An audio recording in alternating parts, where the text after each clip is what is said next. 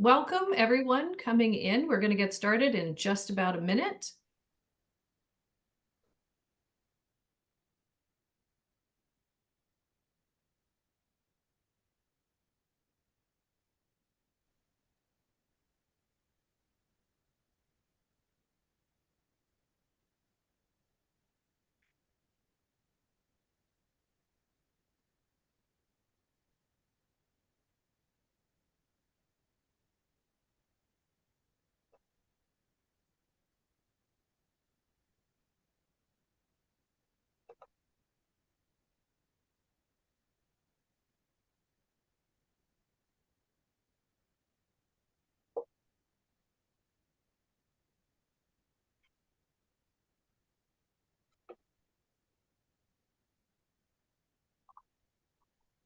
Welcome everyone who's just logging on. We're going to just give it another 30 seconds and then we will get started.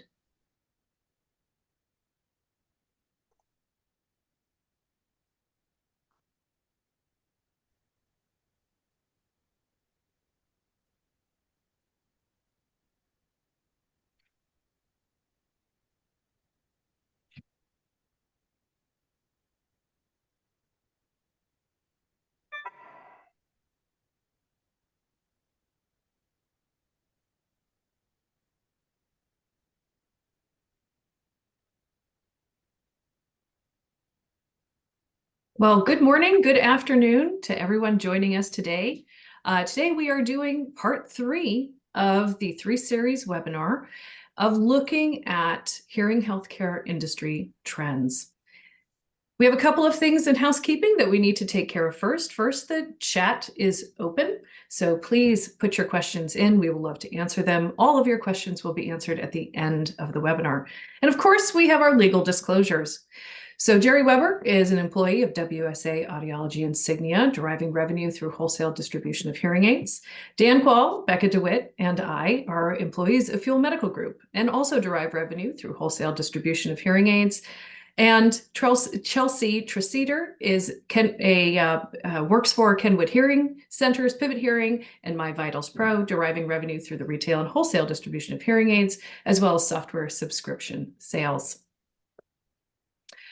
So I am the Director of Audiology for Fuel Medical. I will be hosting this event, but we have some spectacular people that are going to be providing information, including Jerry Weber, who is the Senior Manager of National Accounts at Signia, Dan Quall, who is a Director of Strategic Initiatives for Fuel Medical Group, Becca DeWitt, Marketing Director for Fuel Medical, and of course, Chelsea, who is going to give some of the most interesting information at the end about My Vitals Pro. So this is the third part of a 3-part series. Our first 2 parts looked at information, some of it widely known, some of it not known at all, to give us really a snapshot of what's going on in the hearing healthcare industry. But information is just information. What are we going to do about it? And that's what part 3 is going to dig into. We're going to provide actionable items today that you can put into your practices to start changing for the better. And with that, let's start with Jerry, who's going to talk to us today. Go ahead. Thanks, Rose, and thanks everybody for joining us for part 3. So the first piece that we're going to look at today is just some different strategies around maintaining both efficiency and profitability as you start to work with managed care in your practice. Probably one of the number one things that we get asked on this side of the industry is, what are other practices doing to manage managed care as they start to work with it? So some of the main things that we see working well are particularly revolving around scheduling and time, and also who in the practice is spending time with that patient, depending what they're coming in for. So the first thing you'll see on here is looking at the calendar and block scheduling. Block scheduling is huge if you're starting to participate with managed care, because this is carving out exactly on the schedule where those patients are going to go. And now it ensures that those patients always have space on the schedule and those patients are being taken care of, but it also ensures that there's still opportunities for those private pay patients on the schedule as well. Because we do know that once you start participating in managed care, if you're not managing your calendar, it can be easy for those appointments, and particularly those follow-up appointments, to start overtaking the schedule and possibly take away some spaces that may have been suited for a private pay patient. So you just want to make sure you're always having eyes on the schedule and carving out exactly where these different types of patients are going to go.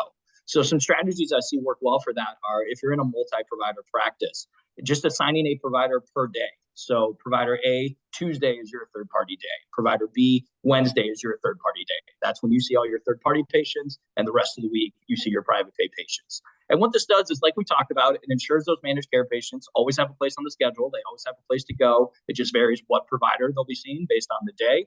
But then it also frees up your providers on those other days, their non-third-party days, to attend to their private pay opportunities and make sure that they're focusing on those as well. What this also does is it creates kind of a fair schedule from the provider standpoint, because one thing that we see, particularly if your providers are any type of variable compensation based, sometimes we see an imbalance where one provider will feel like, hey, I'm not seeing my fair share of private pay opportunities. I'm seeing all the managed care patients, and then my colleagues are seeing all the private pays. So this isn't fair because I'm not having the same opportunities for additional compensation that they are. So by breaking it down so everybody has their designated day, that helps keep that balance and avoid any of that riff or tension amongst the staff.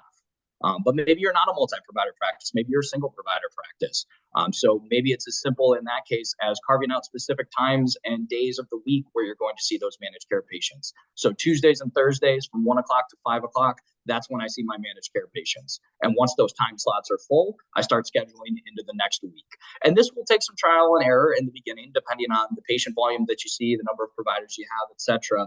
But once you find a setup that seems to be working well and is maintaining that healthy balance of private pay and managed care, that's important to stick to, because that will ensure that you are maintaining an efficient schedule. And what we always talk about with managed care is it's meant to fill the gaps in your schedule. It's certainly not meant to overtake your schedule. So having that block scheduling in place can be a huge benefit to you for that. Something else we look at is the time spent per appointment and who in the practice is seeing that patient for that particular follow-up. Because we know that there's certain activities that a patient may be coming in for that don't necessarily require the audiologist to see that patient in that appointment. Maybe something in the Bluetooth capacity, or maybe it's just a receiver fell off, or they need a wax guard changed or something like that. These may be things that somebody else in the practice could attend to. Maybe a front desk person, maybe you have an audiology assistant or an aud tech on staff that could attend to that. And then also from a timing standpoint, seeing, does this need to be a full half hour or hour appointment with the audiologist, or can this be a 10, 15-minute appointment with somebody else in the practice? Because the idea is we want to keep as much time open on the provider's schedule to be seeing more new patients in the door, right? This concept that you see at the top of the slide here called being busy versus being productive. This relates to one of the most common things we hear with practices that start to work with managed care, and that's, I'm busy. My schedule's full. Patients are coming in, a lot of follow-up appointments. I'm busy, busy, busy. But are you busy with the right activities? Are you busy with those revenue generating activities, those productive activities? Or are you busy with a lot of the additional administrative work and some of the $0 follow-up appointments that may just be Bluetooth related, or something that maybe somebody else in the practice could attend to? So just carving that out and identifying what exactly is that patient coming in for, and who in the practice is best to be handling that specific situation. Because as audiologists and hearing instrument specialists, we need to make sure your time is being spent as wisely and efficiently as possible and on those new patient opportunities. We've seen a huge spike in the use of aud techs in the last couple of years, particularly coming out of the COVID environment. As most of you probably know, recruiting for providers has been very challenging in the last several years. Because we're seeing patient volumes go up year over year, but we're not seeing the number of providers in the industry go up at the same rate. So the use of aud techs can be a huge benefit to take on some of those additional administrative tasks, whether it's uploading things in the portal, just getting the hearing aids ready, doing firmware updates, anything that's not really the in-depth, fine tuning and some of those things. Bluetooth, like we talked about, aud techs can be a huge asset in that regard. Moving into the last couple that you see on here, this is getting to the idea of additional service packages for managed care patients. So we know that when a patient goes through a managed care avenue, this is not the same as buying privately, right? And sometimes patients come in with this misconception of, well, I have a managed care plan, so I get everything for nothing. Well, that's not the case, right? And we need to educate the patient on what exactly this means that they are purchasing through a managed care plan. That means that you get these hearing aids and this specified follow-up, but there are other things that we do in practice and additional years of service that you may need that are not included in this managed care plan. So walking the patient through exactly what their plan includes and what it does not include, and then what the couple of years after their visits are no longer covered are going to look like.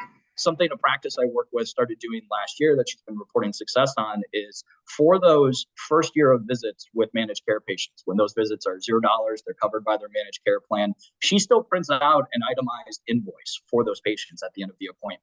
And now it's a $0 invoice. The total at the bottom will say $0, but it will still list out every service that they did that day and show the patient what the typical value of that service would be. So we changed the receiver, $60. We did basic programming, $45. We did wax removal, $30, whatever it is. And so the patient starts to see, oh, there's more that goes into this than just turning the hearing aids on. There is value to absolutely everything that you as an audiologist or a specialist are doing in that appointment. But the patient doesn't know that if they haven't gone through this process, right? So showing it to them in a visual form where they can start to wrap their brain around, okay, I know this visit is covered because I have a managed care plan, but next year when I'm out of my first year of visits, if I need this same exact appointment, I might have to pay for something. And so it just gets the patient to really start to understand that purchasing through this avenue is different than the traditional bundled private pay model that they may be used to. And that's a situation where we can start to introduce additional and optional service packages. Because particularly for patients who have bought through the bundled model in the past, but maybe now are going through a managed care plan, they're used to not having to worry about how many times they come in or what they need done, and just knowing they're not going to have to pay for anything. But now when they're out of that first year and their visits are no longer covered, depending what they need, they may have to pay for some of these things. And some of them just like that comfort in knowing that they don't have to and they don't have to worry about it. So I see a lot of practices starting to offer these optional service plans for years 2 and 3. So it's an annual, X $100 for the year, and then you're covered. You don't have to worry about it. Some patients see the value in it. Some may just say, nope, I'll pay as I go. But this is at least showing patients the difference between buying through managed care and buying privately from the practice, and showing them what their options are if they do want the more traditional bundled model. There are ways to do that, but you have to pay for the service end of that because that's not necessarily included with what your managed care plan is. The stipulations on the additional plans just make sure that it's truly optional. Make sure the patient has the ability to decline it. But as long as that's covered, you're okay to offer these things to patients as long as they have the right as the patient to say, yes, I want to move forward with that, or no, thanks, I'll pay as I go. So these are all just a couple of different things and strategies that we see practices doing that are working well to kind of navigate the growth in managed care. So with that, I believe Dan is going to take over on the next slide.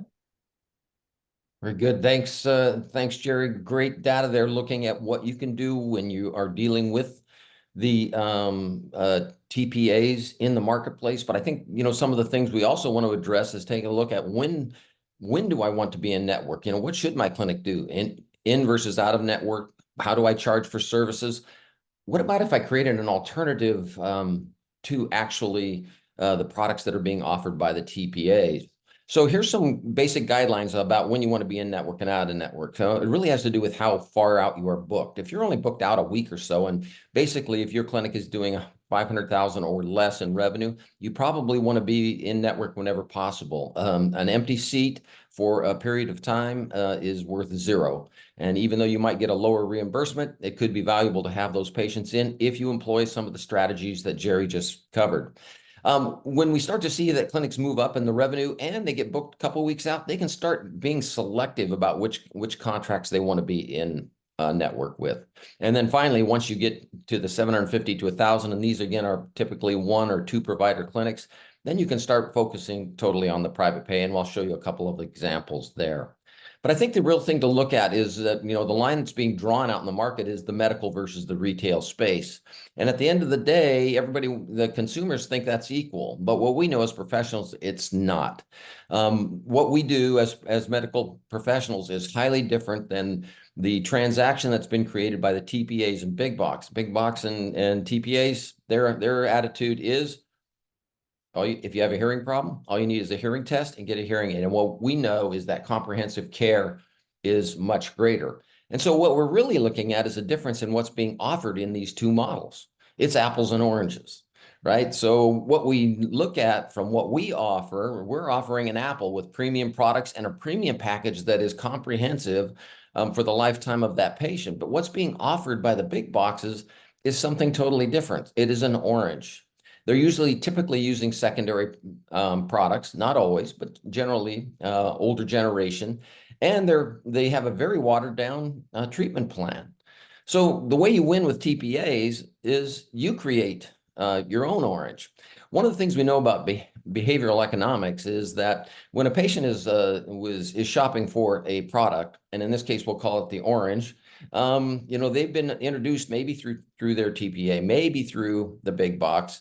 When they come walking in your office, they'll say, "Hey, I'm looking for an orange," and you turn around and say, "Well, I don't have oranges, but I have an apple, and let me tell you about the values of apples." Now, that can work sometimes, and in fact, experienced providers can sometimes make that change and discuss the difference in cost, because that's what you're doing is you're creating a hurdle with the cost differentiation. But you're in a much stronger position when they come in and they say, "Hey, I'm shopping for oranges," and you say, "Oh, we have oranges. We also have apples. And so let me show you the difference between the two, and you can make a choice." And from a behavioral economics standpoint, that choice makes a big difference. So what we're seeing clinics put into play is two different treatment plans. Treatment plan A is going to be your premium products and your premium package service, well-defined on what that patient gets. But you'll also have a treatment program B, and that is going to be your secondary products. These are products that we've contracted with the manufacturers that are 1-year-old generation products that you get at a cost that's sub 50% of what you're paying for your premiums. So for example, I could get a Oticon more at significantly less than an Oticon Real, but we still know it's a great hearing aid and really can do a good job for the patient. So the outcomes are going to be great.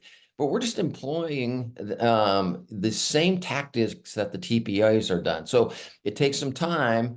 Again, there'll be a QR code at the end. If you want to hear what those prices are, you can hit that, and we'll have a dialogue with you and show you what that looks like. It creates a higher cost of goods, but it allows you to create a secondary treatment plan that is very competitive with the big box and the TPAs. Now, it's not good enough just to have it. You have to create your program and understand that you have comprehensive professional medical services around it. 5 different manufacturers have stepped up to offer products in this category, so you can pick from a number of different manufacturers. And then finally, to Jerry's point, you can start talking to them about extended contracts as their 1 year of services with the TPAs start to run out.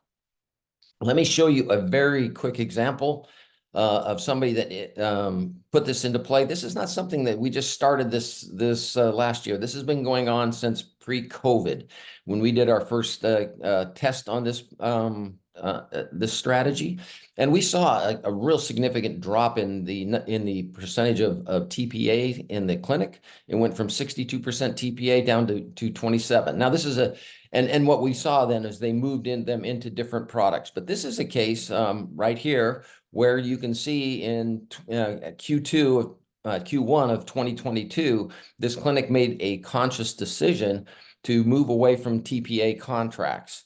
And so you can see how the TPA business drastically dropped off. But if we go to the next slide, what we'll see is that even though the green line, which represents the TPA reduction in units, even though those went out, take a look at the private payer total units that were going through the practice. That actually grew.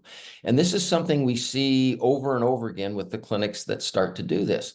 Just as in our test case, when we did our first study, we saw a 35% change in 1 year. And if you lined up 100 people and you had 35 of those, that means 35 of those people decided not to use their TPA and buy the alternative product, you would think 35 bought it. But what was really interesting from a consumer standpoint is when those people were offered the orange and the apple, over half of them chose the premium product. They chose the better apple.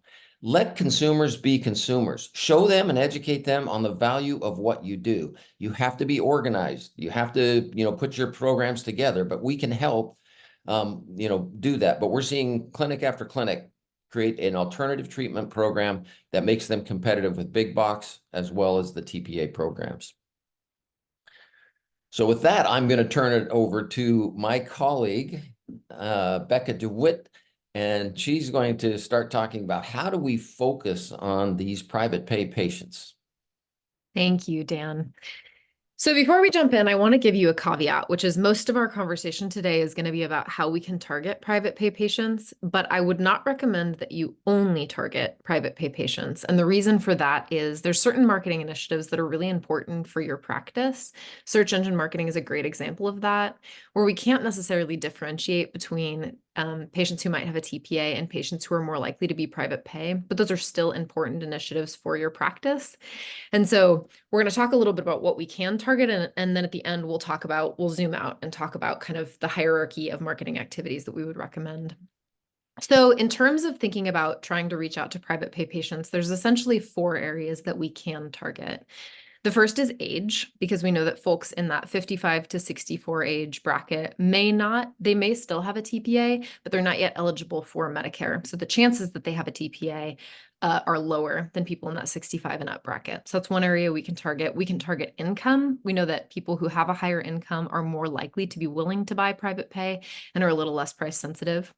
We can target by insurance in the case of patients who are in our database already, or by employer as a proxy for insurance. So if you know that there are particular insurances that either don't have a TPA associated with them or have some kind of hearing aid benefit program that's more favorable for your practice, we can target either directly through insurance information in your database or using the employer as a proxy for insurance information.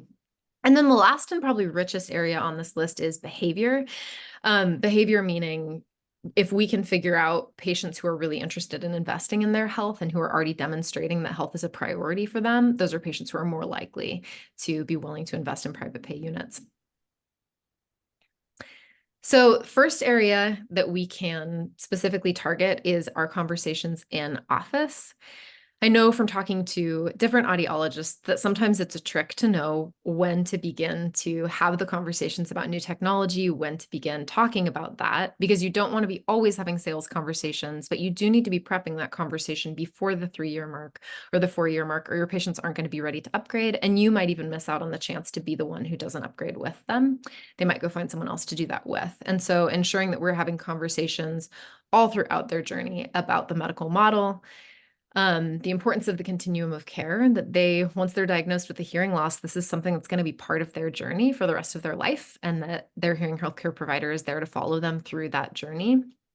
Talking about advancements in technology regularly. So again, by the time they hit that 3 or 4-year mark, they're already very familiar with the idea that new technology has better and different features than what they might currently have. And then also continuing to educate on comorbidities so that patients continue to understand that their healthcare is important and that their hearing is an important part of their overall healthcare. The next area, and one of the richest that we can target from a private pay perspective, is the database, because patients who are already in our database, we're going to have richer data that we can work with for them. So in the world of increasing TPAs, I think we're already pretty familiar with marketing to 3+ or 4+ patient lists. We're already pretty familiar with marketing to tested, not treated. But your private pay patient list is another list that should become a standard database marketing list for you.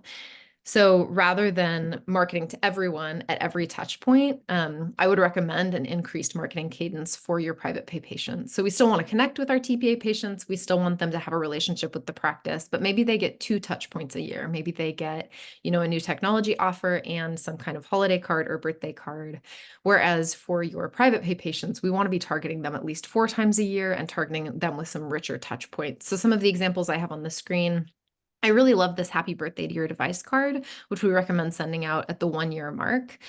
And this is a great example of, really encouraging those private pay patients to come in, making sure that you're holding them close and keeping a strong relationship with them. The other example on the top here is a special hearing event that this practice did, where they had an in-person event. And again, targeting this towards private pay patients specifically to let them come in, demo new technology. Giving some of those opportunities that are going to be richer touch points, more time with the provider, prioritizing your private pay patient list for those opportunities can help ensure that they're staying really close to the practice. And then the last thing here is just automate if possible. I know all of us know that database engagement is important. That's not a surprise. Where we see practices struggle more is finding a way to actually make it feasible and consistent. So if you have the ability to automate via your practice management system or your EMR, I would recommend that. If you do not, I would recommend setting a strategy a year in advance. So figuring out, for each quarter, who do you want to target? What messaging do you want to do? And then what are the lists and what is the budget so that you can ensure that you really follow through on that plan and aren't leaving your database patients out in the cold. And then on the ENT side as well, if you are a multi-specialty practice, there's a lot of rich information on the ENT side that can help us target those patients for hearing aids as well. So patients who are in our database, of course, we will have their age. And again, we'll have insurance information about them so we can target based on insurances that we know are more favorable for our practice. But at the top, we talked about these kind of different areas where we can target. And on the ENT side, we also have this behavioral component, which is that we know that there are certain services within ENT that are more elective, that are more about improving quality of life and a little bit less urgent, a little bit less acute. And so allergy treatment is a great example of that. Patients have to invest a lot of money, a lot of time over multiple years in order to improve their quality of life. Balloon sinuplasty is another example of a procedure that's based around quality life improvements. And then certain facial plastics procedures and cosmetics are other good examples of that. So targeting those patients more for hearing aid marketing because they've already demonstrated that they prioritize their health and they care about their quality of life. On the new patient marketing side, again, this is where it becomes really important that we're not pruning too aggressively, meaning we do not want to only target private pay patients because there are cost-effective marketing strategies like Google SEM campaigns that we want to make sure that you're doing because they're important in the modern market. But some of the things that we can target from a new patient perspective are social ads. So social ads, we can look at age, we can look at income, and if you're ready to be creeped out for a moment with me, we can also look at employer for large employers in your region. We can target social ads based on employer. So if there is an employer in your region that you know offers a good health insurance plan that's favorable for your practice to partner with, we can target based on that with social ads. Direct mail, obviously, we've got income and we've got age and also location that we can target via direct mail. Print ads, we've got all of those demographic factors, but we also have the behavioral component sometimes with print ads. So an example of that would be if there is a best of type publication in your region that highlights providers who've been voted on by the community. If you can prove that the demographics are good and the readership is good on that, people who are most interested in the best providers are probably going to be people who are going to be willing to invest more in their healthcare. We can also sometimes place print ads at local events that are related to health and well-being. And so looking for those opportunities where you've already got the behavioral component in place. And then last on this slide is community outreach. So looking for community events, again, that match your demographic needs, but also where there's some kind of behavioral health component. So fun runs in the community are a great example of this. If there are 3K or 5K runs, those tend to draw people of all ages from your community who are invested in their health. So if you can sponsor that event or if you can table at an event like that. And then there's one more thing that I didn't put on this slide, which is physician referral. We also have some opportunities for targeting private pay patients via physician referral. So one great example of that is targeting concierge medicine providers. If you're not familiar with the concierge market, it's essentially a subscription model for healthcare. So patients pay an annual or a monthly fee to work with a specific primary care provider, and it also exists in other specialties. And so, again, that's a strong indicator of someone who really prioritizes their healthcare and well-being. But also with more traditional medical providers, looking at primary care providers who are in wealthier neighborhoods is going to be another way that we can target income-specific factors in physician outreach.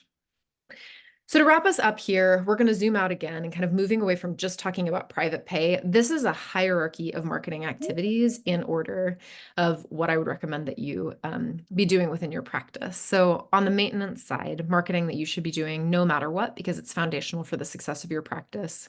We want to make sure that you have a strong website. We want to make sure that you have a strong reputation online, meaning reviews. Reviews have continued to increase in importance, not only in the new patient's journey, but also from an SEO perspective, they've become increasingly important. And so having strong and frequent reviews. Your Google business profile, similarly, is a place online where we're seeing more and more traffic come directly from Google business profiles, and people may not even be visiting your website directly. They might just be clicking to call directly from the Google business profile. We talked about database engagement. Internal cross-promotion is if you are a multi-specialty practice, ensuring that there's messaging about all of the services that you offer and the importance of those services in your office, and then physician referral. And then on the growth side, we talked a little bit about Google Ads and specifically search ads. The thing that's so special about search ads is that we get to do something with them that we rarely get to do in marketing, which is we get to target patients who are coming to us asking for our services, which is pretty rare in the marketing space. So search ads are important. Cross promotion we talked about with marketing to your ENT database if you are in a multi-specialty practice, social ads, print ads, direct mail. Content-based SEO is your traditional blog packages. We're seeing those are not as important as they used to be, especially if you have a content-rich website, but they can still play a critical role if you have a specific service that you're interested in promoting or if you're in a highly competitive market. And then community events. So with that, I'll go ahead and pass it off to Chelsea. Thanks so much, Becca. I really appreciate it. I know we're at time here, so I'm going to keep this very quick, and it's where my ability to talk very fast comes in handy at the end of a webinar, so I won't keep you too much longer here. But what I wanted to say is that if you attended parts 1 and 2 of this webinar series, you'll recall that we used MyVitals Pro to illustrate some of the trends that we're seeing in audiology, both at the industry level as well as in the private practice channel specifically. And that was based on data that we have from over 775 clinics that are currently using MVP. But really, that's a secondary use case of MVP, being able to kind of anonymize and aggregate millions and millions of rows of data across hundreds of practices to gather insights about what's happening in the industry and practices in large swaths. But really, the primary purpose of MVP is to take that amount of data that your practice is generating and be able to better understand your own individual practice and business. MVP takes the data that you collect in your office management system or EMR and transforms it into insights that give you ideas about what's happening in your business and where you may want to make changes or improve. And that's really the core of what the MyVitals Pro tool does. It allows you to think better about your own business. So at its core, MVP is a BI tool. What's BI? Well, it stands for business intelligence, and it's a collection of processes such as data mining, data visualization, KPIs, benchmarking, that gives organizations these insights that allow them to make better decisions. MVP is the first and only BI tool designed for the audiology industry.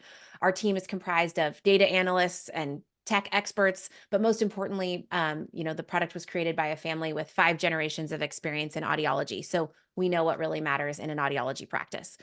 MVP integrates seamlessly with Blueprint, Counselor, Cycle, Tims, and AudioClick, which means that you get automatic nightly updates on every KPI you can possibly imagine without you or anyone from your team having to do anything additional or manual.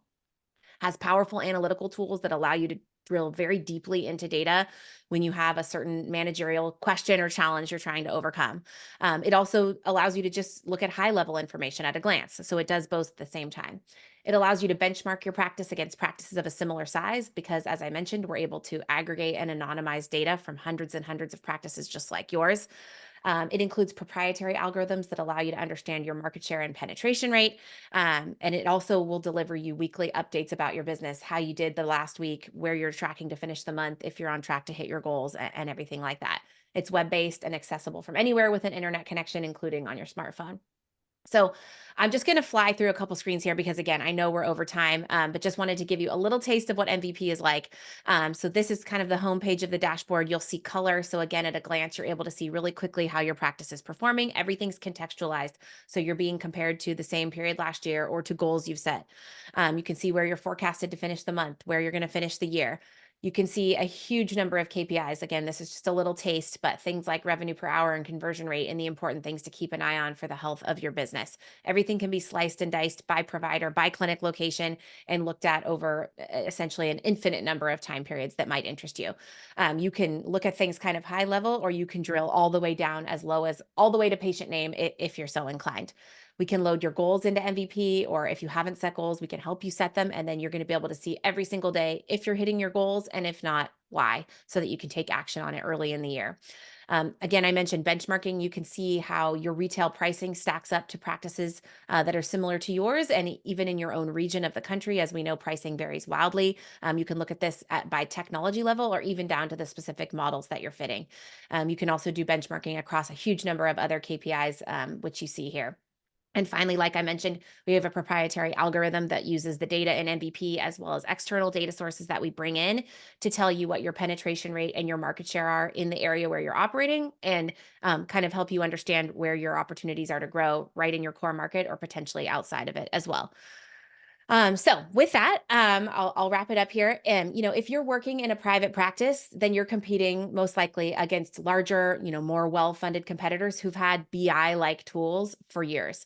I've seen a lot of those at this point, by the way, and actually none of them are as good as MVP. So when we set out to create MVP, we wanted to make the best in the world BI available to every single audiology practice in North America. So that's our goal. I'd love to show you more than I was able to in the last 4 minutes. So I would encourage you, if you're interested in a better understanding of your business, scan the QR code that's on the left here, and we can schedule a one-on-one 30-minute Zoom demo so you can see more of the tool and ask your questions. We'll buy you coffee if you do that. We'll send you a Starbucks card so you can enjoy coffee during the demo. And at the same time, I'm confident you're intrigued by a lot of what we shared around trends in the industry, things that are happening with managed care and beyond. And if you'd like to learn more about what sort of strategic options there are for your practice and solutions that might make sense for you, including details around the Access Hearing program and the pricing that Dan mentioned, you can scan the QR code on the right to schedule a brief consultation to talk more about that. We'll also buy you coffee if you do that, and you don't have to choose. So if you'd like to see MVP and learn more about some of the other things we were talking about, you can scan both and you'll be drowning in Starbucks cards. I hope you've all learned a lot during this series that we've put together. And I think with that, we can open it up to questions. Oh yeah, and we have quite a few of them. And Okay. Chelsea, if you're going to be the first victim. Let's do this. Okay. So first question that we have for you is someone who works at an ENT practice that uses ModMed for financial data and Counselor for scheduling and appointments. How does MVP fit into that? That is a great question, Rose, and actually very timely. So for the history of MVP, we've basically integrated with the 5 audiology office management systems that I had up on an earlier screen, which were Cycle, Blueprint, Counselor, Tim's, and AudioClick, which is out of Canada. Effective basically tomorrow, we're going to have our integration with ModMed live, which we are very excited about. So we have a handful of customers who are going to be coming on to use that integration for their financial data, married with their patient scheduling information from Counselor. So that is a brand new offering of MVP. And if there's anybody here that's listening that uses ModMed, I would definitely encourage you to reach out to us. And we'd love to kind of have you be one of the first people to benefit from that new integration. So yeah. Chelsea, that's congratulations. That's very exciting. Next question, Jerry, is for you, please. What documentation needs to be in place if you're going to offer additional service plans to a managed care patient? Yeah, great question. And this is an important one too, because if you're going to offer additional service plans to a patient, like we talked about, one of the big things from the network perspective is making sure that it's truly optional for the patient. You didn't automatically include this. So if you're going to present this to a patient, have them sign some type of official service agreement that you can draft up. I basically call it the opt-in, opt-out form. So this is the patient acknowledging, okay, we reviewed what my managed care plan is, exactly what services are included. I understand I get the first year of visits or whatever it is. And then I also understand that I have access in years 2 and 3 to an additional service package. I'm choosing to either opt in or opt out of that right now. Sign and date. And the patient can always choose to purchase it down the line if they don't want to opt in right away, right? But then, oh, I'm sorry, did somebody have a, no, I'm getting some type of feedback here. But anyways, so that's basically there in place for coverage if that ever comes up down the road where the patient forgets that they have to pay for something today because they opted out of the plan. You have that documentation in place now to say, okay, hey, we reviewed this at the time of purchase. You chose not to move forward with the additional plan. That's why you owe us today. So having this formal service agreement in place is definitely important. And we do have templates available for ones I've seen other practices do. So if you'd like to see what some of those look like, please reach out. Excellent. It's always the paperwork that's part of the most important piece of making sure we're doing things right and timely. We have a tremendous amount of questions that are very specific about how to implement something like the Access Hearing plan. So how do we put this program into an office? How do we train people? Who do we talk to about it? Do we offer both the apple and the orange all at once? Dan, can you give us a little information about that, please? Yeah, you bet. So again, good questions. Nothing in a clinic, anytime you make changes, happens by accident. It has to be well planned, thought out, clearly executed, not only with your patients, but with your staff. Everybody needs to understand. We have actually created a step-by-step process to do that. We actually created a kit with materials to help educate the patient. So once a clinic looks at it, they can see the 8 steps that it takes in the development, the education, of both materials and the program, so that you can have a clear and concise communication. We understand one of the issues when we first started doing this is a time factor. I mean, we only have X amount of times with our patients when they're in front of us, and to sit and try to compare 2 plans is difficult. And so you have to be really, really concise when you do it. Now, another really interesting part is we talked to legal counsel when we developed this and we're working on it, because the question came up is, if I have a plan like this, do I need to show it to everybody? And when we first started, we said, hey, we want to show this to people that only have insurance. And legal counsel says, no, you cannot do that. That's discriminatory. This needs to be available to anybody in the public. And I said, oh, does that mean we have to show it to everybody? And they said, no, you are like any other professional. It is your professional knowledge that will lead you to a recommendation of what you believe is the best treatment for the patient. And you are not obligated, just like you're not obligated to show them every hearing aid in the market, to make a recommendation on a product. And so you can have a treatment plan B and a treatment plan A, and choose when you want to talk to the patient about the variance there. Creating your talk track is really important. How you say it to the patient, by saying something like, I make this deal with all my patients. I'm going to manage your hearing. I want you to manage the budget. We have a number of different treatment programs in our practice.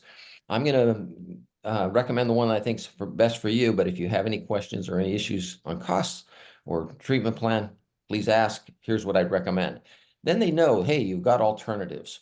But the one thing we don't want to do is cannibalize your premium product sales and for your a lesser package, unless that's what the patient happens to need. And what we saw from the MVP data is that there seems to be a very clear differentiation in household income between those that are reaching out to the TPAs and those that are reaching out to private pay. And so I think that's a very important thing to recognize, that there are patients that are looking for that.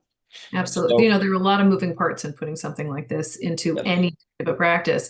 And I would encourage anybody who did not have their particular question answered on this webinar due to time constraints to reach out to us, because we spend a whole lot of time talking to people and helping people and supporting people put this into a practice, and making sure that we're doing an upstream downstream look as to how has this affected, what affects anything in the practice, and making sure that everything goes very, very smoothly. But last question that's very fast, is MVP planning on interfacing with Next Gen and ECW?